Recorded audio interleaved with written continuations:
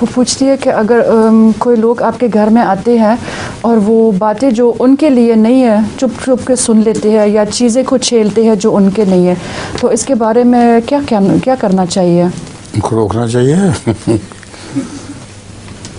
कोई हर्ज नहीं है उनको रोकने में। जो चीज़ों को छेड़ते हैं, नुकसान पहुँचाते हैं, ख़ासतौर पर बच्चे इस तरह करते हैं।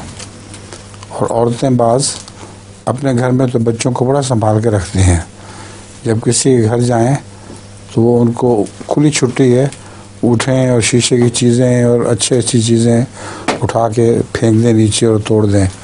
हमारे घर भी एक दफ़ा एक ऐसी औरत आई थी, उसने हमारे बर्तनों का वहाँ काफ़ी नुकसान किया था। तो ऐसी औरतों को समझाना चाहिए कि अपने बच्चों को खुली छुट्टी ना दिया करो, ये दूसरों का नुकसान होता है।